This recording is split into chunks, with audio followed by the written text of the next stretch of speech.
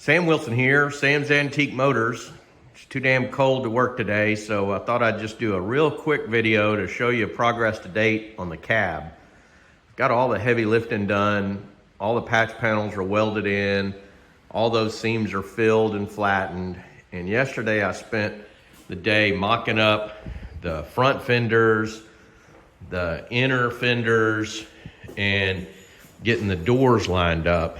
And that was a pretty major effort. Shackleton said, man, I'm leaving when that started. But it was a real effort to get all these seams kind of equal here with a 3/8 inch lip. And it was so difficult that, you know, this door has got kind of one place it can go to have the right crack. Can't go any higher or it'll bind. And can't get any lower, it'd be too big of a gap at the top. And then this had a gap that was about a fat 3/8 going to the kind of 3/16 that it's supposed to have. So I had to come in here and weld a piece of 1/8 inch square section metal on there. And then still got a little more grinding to do, but I get that smoothed back out in order to get this crack right. And then I had to do the same thing down here where this fender comes in. This is kind of hard to see in the video, but this crack here is now a 3/16 crack all the way down. So I had to come and weld a 1/8 inch bar. And then another one back here on the back of the door in order to get this where it's a nice 3/16 of an inch gap all the way down and get this where this closes up correctly on the bottom. So I really wanted those cracks and joints to look right. So it was a bit of a challenge. I put these fenders on and got them all lined up, and I'm reasonably happy with this gap here.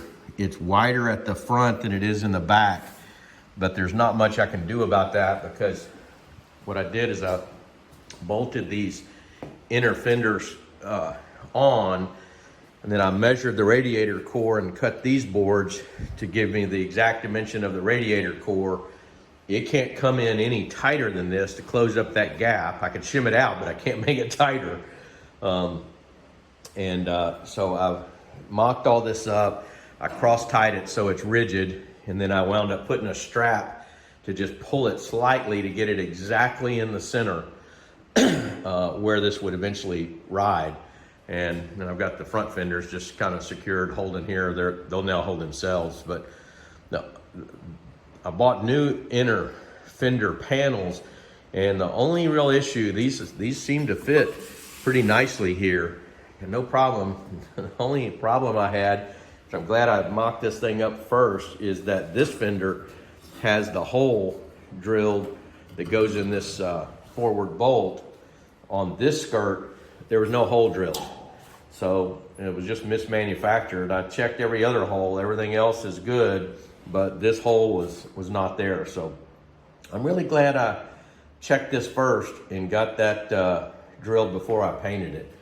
The fenders look pretty good, and I don't know if you can really see it in this video, but the line of the little ridge goes straight like it's supposed to. So that all looks good. On this side, this gap, it's tight, but it's not near as bad. In fact, it's tighter than the other side, but I can't really lower the door anymore because this gap up here is already fatter than what I would really like, and it's in its right level, you know, with all these index marks are right on. I know it's kind of hard to see in the video, so I don't really want to lower the door. So again, I had to come in here and just weld a 1/8 inch strip on the back of that. Still got to do a little more grinding and smoothing, but I got that more or less where it's a good 3/16 gap kind of all the way around on all of the doors. So that took quite a bit of work. I also had welded in new cab corners. Whew. After about a day and a half, I think I've got all the rot cut out of this truck. Oh, Shackleton, get down, get down. It's gonna be a bad day for Shackleton on Monday. He's going to get his nuts cut off. But I got all this rot cut out of here, and this is what came out of it. So this is one of the steps. The other steps outside, Shackleton's still inspecting to make sure there's no good stuff in there. Just a bunch of pile of rust. These were the door pockets. So there's not much left of these lower front pillars. But with that, I've got new pockets, all welded in, new steps, got all that cut back out, put this panel back in, left the seam that was from the factory, and put in a new cab corner all the way around. All this was rotted out, so I put in a new patch panel. I had to kind of fabricate on that one. Got that in. I got this cab corner in. I still got to finish welding it, but I've got it tacked in. And we've got the same operation set up over here with all the patches in with the little groove here like it's supposed to be. And I got the hinges put in. And next thing is going to be to kind of tighten up all the welds. I'll finish putting these rear frame brackets back in. And then it'll be time to see if we can hang the doors and get those lined up. So I had to replace this whole piece, comes over to about here. All this was rotted out. And then I had to do the same thing over here, replaced all this cab corner. And then when I did that, there's a few places here. I've got a dip right here that I'm gonna have to smooth.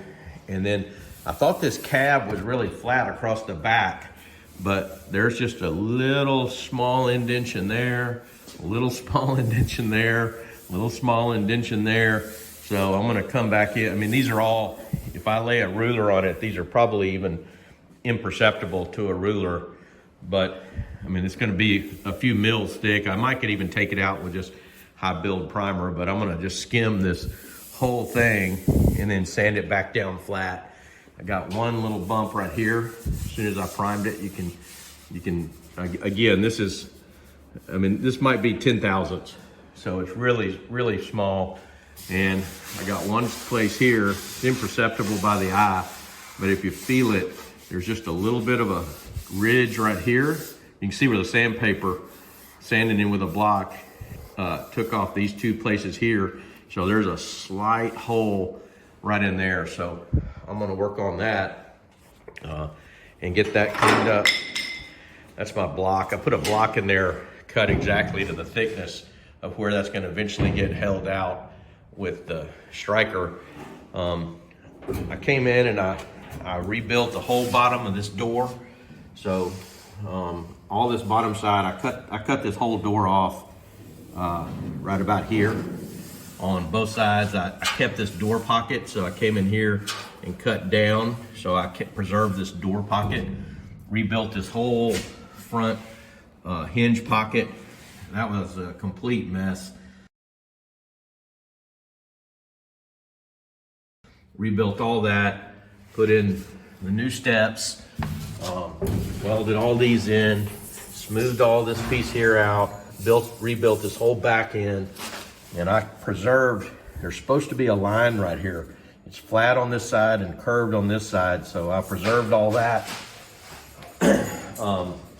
I also came in and welded up several holes in the top and all on the inside of this cab. They had mounted probably fire extinguishers and all kinds of stuff. So I got all that fixed up. One interesting thing to note, this cab had a sun visor over there on the left side. Notice the hole?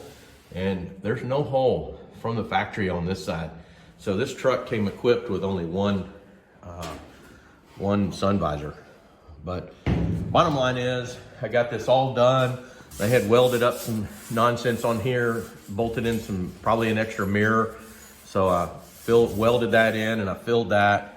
And then I welded in a spot right here where there's also some more mirror bolts. So I got all that done.